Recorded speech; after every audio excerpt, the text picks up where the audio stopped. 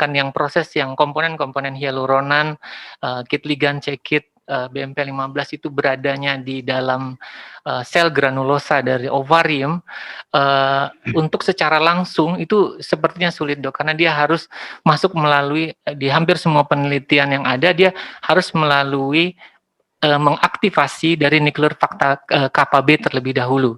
Karena posisinya beda, dia di posisi SOD itu dia di kondisi lingkungan dari peritoneum, bukan di ovarium, mungkin seperti itu, Dok. Jadi dia harus melalui NFKB terlebih dahulu, seperti itu, Dok. J. Baik, terima kasih atas jawabannya, saya puas. Selanjutnya untuk undangan akademik, kami persilahkan yang pertama Muhammad Bahriansyah, MKes, MSc PhD. Beliau adalah Wakil Dekan 1 Fakultas Kedokteran Universitas Lambung Mangkurat Banjarmasin. Kami persilahkan. Ya, terima kasih moderator.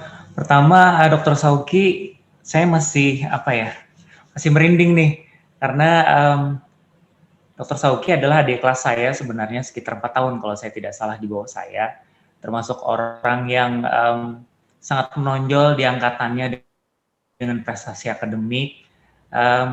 Prestasi itu semakin kelihatan dengan sekarang gitu. Sedikit lagi langkahnya untuk official mendapatkan gelar doktor di depan namanya. Jadi saya ingin mengucapkan selamat dulu untuk itu. Mudah-mudahan ini bisa akan bermanfaat di kemudian harinya ya. Nah, terkait dengan penelitian yang dilakukan, saya mencoba menempatkan diri sebagai seorang farmakolog. Jadi kebetulan saya dari Departemen Farmakologi. Ini menarik gitu. Di sini Dr. Sauki menggunakan ekstrak etanol buah merah gitu. Pertanyaan yang terkait dengan itu adalah saya berpikir applicability-nya di masyarakat gitu. Tentunya masyarakat tidak akan mengkonsumsi ekstrak etanol secara langsung gitu. Nah, harapannya kan sebenarnya kalau saya melihatnya adalah dari ekstrak etanol ini nanti ketahuan nih kira-kira zat aktif apa yang berperan sebagai yang mempengaruhi terhadap folikulogenesis dari ovarium. Pertanyaan saya, apakah mekanisme yang Dr. Sauki lihat ketika meneliti ekstrak etanol ini akan sama mekanismenya ketika penggunaan ekstrak yang berbeda. Katakanlah misalnya ekstrak air gitu. Katakanlah misalnya rebusan gitu. Apakah kemudian kondisi yang Dr. Sauki temukan pada penelitian ini akan juga applicable pada hal-hal yang tersebut gitu. Atau justru dia bekerja melalui jalur lain gitu. Sebagai perbaikan folikulogenesis dari ovarium ini. Jadi mungkin itu pertanyaan saya. Terima kasih. Ya, terima kasih, Dok. Kami silakan, Dr. Sauki. Ya, terima kasih banyak, Kak Bahari. Jadi, apakah bisa di-applicable? Jawabannya sangat bisa, Kak. Jadi, di dalam saya melihat sendiri bahwasanya ini sebenarnya kalau di Papua itu dimakan biasa, Pak, Kak. Jadi, buah merah itu bentuknya panjang seperti kayak gadang pisang gitu. Nah, dan itu dijual di pinggir jalan. Saya melihat sendiri karena saya ke Papua langsung lihat bagaimana mereka itu dibudidayakan apa segala macam. Itu dimakan biasa oleh masyarakat. Nah, selayaknya mereka mengkonsumsi pinang seperti biasa seperti itu. Jadi sangat mungkin untuk dikembangkan. Kalau mengenai apakah misalnya pelarutnya atau nanti kita melakukan ekstraksinya dengan teknik yang berbeda, apakah hasilnya akan sama? Mungkin akan outcome-nya akan berbeda. Tapi tetap bermanfaat. Mungkin saya berani kalimatnya seperti itu dulu, karena penelitiannya belum ada. Tapi insya Allah akan bermanfaat, karena dimakan langsung saja, itu bermanfaat. Nah, jadi dia untuk imun, daya tahan tubuh, dan sebagainya itu sangat bagus. Bahkan beberapa orang terlalu jauh mereka menyampaikan bahwasanya mereka bisa mengobati HIV bahkan dengan obat ini, dengan ini. Nah, walaupun itu penelitiannya saya belum dapat, ada yang real tapi sangat mungkin ini diaplikasikan. Sangat applicable. Mungkin itu, Kak. Makasih banyak.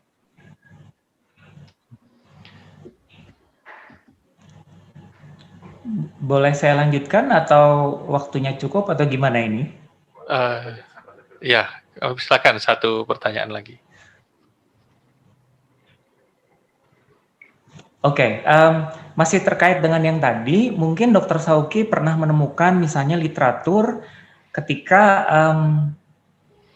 tanaman ini digunakan dalam bentuk rebusan misalnya, apakah hasil rebusan tersebut mampu juga mengekstrak senyawa-senyawa aktif yang ada di dalam buah merah tersebut, sehingga pada akhirnya dia juga bekerja melalui cara yang sama seperti ekstrak etanol, gitu. Apakah belum ada penelitian betul, tetapi apakah mungkin sudah ada literatur-literatur, dugaan-dugaan, asumsi-asumsi, hipotesis yang menyebutkan bahwa kurang lebih mekanismenya sama atau ini sesuatu yang sangat berbeda.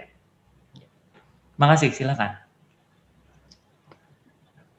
Baik Kak. Jadi dari banyak literatur yang saya pelajari bahwa untuk ekstraksi dengan menggunakan air rebusan tetap bermanfaat. Jadi tetap bisa memiliki efek secara detail. Cuman untuk ke folikulogenesisnya saya jujur tidak punya data. Tapi untuk penyakit yang lain, misalnya pada beberapa kasus yang lain, misalnya untuk mereka untuk menangani infeksi tertentu atau misalnya CA tertentu, itu ada. Dia menggunakan cukup rebusan saja. Bahkan peneliti pertamanya itu pun menggunakan metode yang sama dan bermanfaat. Cuman untuk yang folikulogenesisnya belum ada. Mohon izin, kebetulan saya belum dapat. Kebetulan ini yang pertama yang saya lakukan. Jadi untuk data yang untuk rebusan itu saya belum berani kasih statement. Tapi untuk penyakit yang lain betul dan bermanfaat dan efektivitasnya juga bagus. Mungkin seperti itu, Kak. Terima kasih.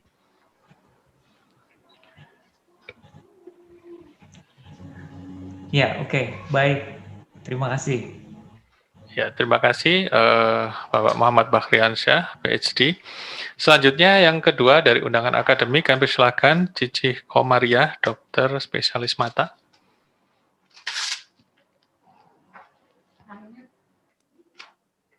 Unmute dulu. Terima kasih, dokter. Pertama-tama saya ucapkan selamat dulu kepada Mas Sauki. Saya panggilnya Mas ya, karena emang kami ini bersama ya. Cuman memang karena satu dan lain hal, Mas Sauki sudah berlari begitu cepat. Saya kebetulan juga sudah prosesnya berbeda ya. Kebetulan ganti judul juga. Tapi saya sangat bangga dan saya setuju dengan para profesor dan guru besar tadi mengatakan bahwa beliau adalah mahasiswa yang tekun. Sangat setuju saya, dan sejak awal memang beliau sudah menunjukkan bagaimana beliau bersungguh-sungguh dalam pendidikan ini. Sebenarnya tadi saya ingin menanyakan hal yang sama dengan yang ditanyakan oleh Pak Dekan, Mas Hoki. Karena saya juga dari jurusan farmakologi, Dok, meskipun saya juga ngambil spesialis mata. Tapi karena sudah ditanyakan, saya kira saya ganti topik saja.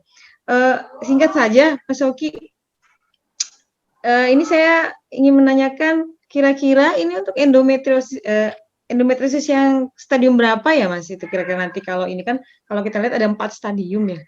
Itu apakah bisa untuk semuanya atau masih dalam tahap stadium yang awal? Monggo, terima kasih. Silakan. Terima kasih Mbak Cici. Jadi untuk endometriosis secara umum bisa digunakan, terlepas dari berapapun stadium dia datang ke klinis. Mungkin seperti itu mungkin Mbak Cici. Jadi mau dia stadium 1, 2, 3, pasti dia akan memiliki efek anti-inflamasi dan anti-oksidan. Pasti akan membantu dalam proses penyembuhannya dan akan mempercepat proses penyembuhan menuju ke hal yang lebih baik. Jadi tidak masalah mau stadium berapapun dia datang ke klinik. Mungkin seperti itu Mbak Cici. Terima kasih. Oke, berarti dengan efek supresi yang sama signifikannya atau bagaimana kira-kira, Mas Hoki? Jadi kalau mungkin kalau tingkat efektivitinya pasti untuk setiap level akan berbeda. Kalau sudah tingkatan lanjut mungkin akan turun reaksi inflamasi dan oksidannya itu akan turun, cuman membaik.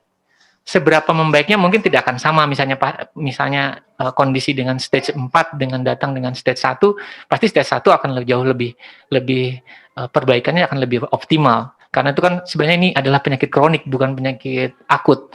Nah, jadi proses kroniknya itu kita bisa tekan dengan pemberian ekstrak etanol ini, buah merah ini. Jadi efektif untuk setiap stage-nya pasti akan berbeda tapi bermanfaat. Seperti itu. Nggih, kasih. Oke, terima kasih. Saya kira sangat bagus melihat ini ya Mas Oki ya, akan sangat banyak membantu. Mengingat kasus infertilitas semakin meningkat ya. Saya juga punya beberapa teman yang sampai sekarang pun belum bisa ini karena masalah yang sama. Saya kira demikian saja Dok. Terima kasih untuk waktunya. Sukses buat Mas Oki. Ya, terima kasih Dr. Cici. Sidang ujian akhir terbuka yang saya hormati, waktu ujian sudah berakhir. Selanjutnya, pimpinan sidang akan mengadakan rapat yudisium untuk menetapkan predikat disertasi promovendus. Promovendus dan para undangan akademik dimohon meninggalkan ruang sidang ujian doktor terbuka dan dipersilakan kembali pada saat pengumuman hasil yudisium. Mengumumkan hasil yudisium berdasarkan hasil rapat yudisium ujian doktor terbuka dan setelah mempertimbangkan prestasi yang telah dicapai promovendus selama dalam pendidikan, ketekunan dan kesungguhan kerja promovendus dalam melakukan penelitian, ketelitian dan ketekunan dalam mempelajari kepustakaan, kemampuan promovendus dalam menarik kesimpulan yang bermanfaat, cara promovendus mempertahankan disertasi yang menggambarkan kemampuan promovendus dalam menguasai dengan baik bidang ilmu yang diteliti, semangat promovendus dalam upaya menyelesaikan pendidikan, kredibilitas ilmiah dan kegunaan, serta sumbangan yang berharga dari disertasi promovendus untuk ilmu pengetahuan. Selain itu, juga memperhatikan penilaian yang dilakukan oleh Panitia Ujian Doktor Tertutup tanggal 3 Juni 2020 yang diketuai oleh Profesor Sri Agus Sujarwo, Dr. Hewan PhD. 2. Segala peraturan dan wewenang yang ada pada program studi ilmu kedokteran jenjang doktor, Fakultas Kedokteran Universitas Airlangga, maka dengan ini pimpinan sidang memutuskan bahwa disertasi saudara promovendus diterima. Dan dengan demikian, saudara Hardian Sauki, dokter, spesialis obstetrik ginekologi konsultan, telah menyelesaikan pendidikan doktor program studi ilmu kedokteran dengan masa studi 3 tahun 4 bulan, serta dinyatakan lulus dengan predikat dengan pujian.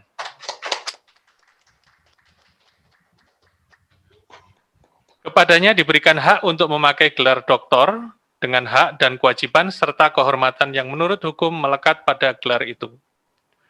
Dr. Hardian Sauki, dokter spesialis obstetrik ginekologi konsultan, adalah doktor ke-905 dari program studi ilmu kedokteran jenjang doktor, Fakultas Kedokteran Universitas Airlangga.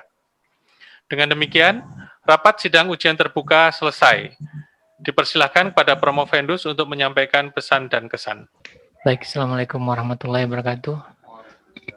Waalaikumsalam warahmatullahi wabarakatuh. Alhamdulillah, ya Rabbil Alamin, puji syukur kita panjatkan kehadirat Allah Subhanahu wa Ta'ala. Alhamdulillah, ujian ini sudah terselesaikan dengan baik, alhamdulillah sekali.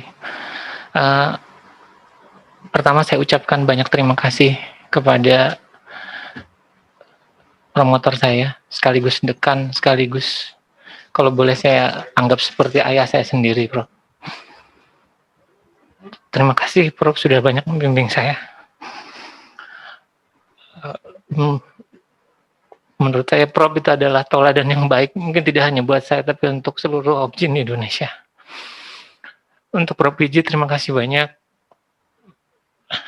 Saya sudah banyak dibimbing, alhamdulillah terselesaikan. Semoga Prof mendapatkan balasan dari Allah nantinya di akhirat kelak ditempatkan di surganya. Untuk Prof Bus sama Prof Wiji, untuk seluruh guru saya yang ngajar di S3 ini, semuanya, Prof Ketut semuanya, luar biasa. Terima kasih, Prof.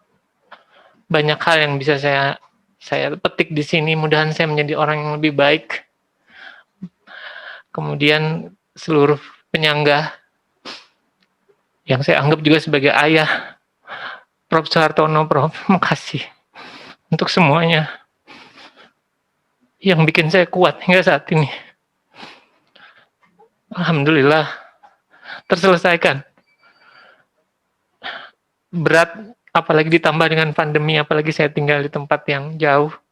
Tapi alhamdulillah bisa terselesaikan. Untuk keluarga saya, istri saya tercinta, ucap adilah. Anak saya Tesar, tetap kuat nak, hebat. Anak saya juga, Suazijah, ayah, ibu, kakak, adik semuanya, yang mungkin tidak bisa saya sebutkan satu-satu, terima kasih banyak. Mohon maaf saya agak sedikit gimana, tapi saya sangat bahagia dengan pencapaian yang saya bisa lakukan. Mudahan ini bermanfaat nantinya. Oke. Mungkin hanya itu Dok, Prof. Makasih banyak. Salah hilapnya saya minta maaf. Wabillahi taufiq wal hidayah. Wassalamualaikum warahmatullahi wabarakatuh. Waalaikumsalam warahmatullahi wabarakatuh. Selanjutnya kami persilahkan promotor menyampaikan kesan dan pesan. Baik, terima kasih kepada pimpinan sidang. Bismillahirrahmanirrahim. Assalamualaikum warahmatullahi wabarakatuh. Alhamdulillahirabbil alamin. Asyhadu an la ilaha illallah wa asyhadu anna Muhammadan abduhu wa rasuluhu amma ba'du. Yang saya hormati ko-promotor Prof. Wiji, yang saya hormati pula para penyangga ujian sidang terbuka pada siang hari ini, Prof. Ton, Prof. Agus, Prof. Indri, Prof. Win, Prof. Ketut, Dr. Lili, Dr. Susi, dan mungkin ada beberapa penyangga atau undangan akademik yang tidak saya sebutkan, dan juga yang tercinta bimbingan saya yang sudah lama saya mengenal, yaitu Dr. Shauki. Alhamdulillah kita bisa menyelesaikan tugas ini sampai selesai tahapan ini dengan sempurna.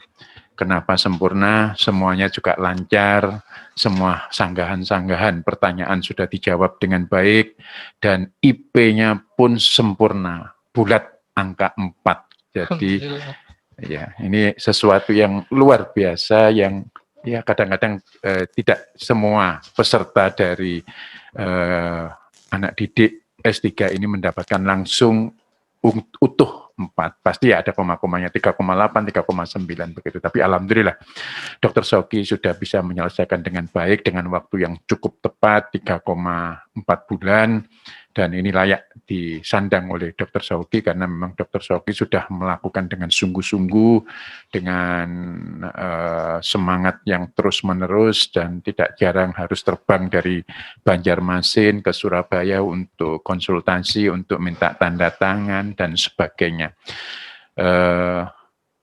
Itu layak diberikan kepada Dr. Shauki, dan saya juga mendengar bahwa beliau adalah the rising star di Universitas Lambung Mangkurat, juga mungkin pelayanan-pelayanan di masyarakat mendapatkan respon yang sangat baik di masyarakat. Saya pikir kuncinya sudah, karena komunikasinya baik, kemampuannya pun sudah dimiliki.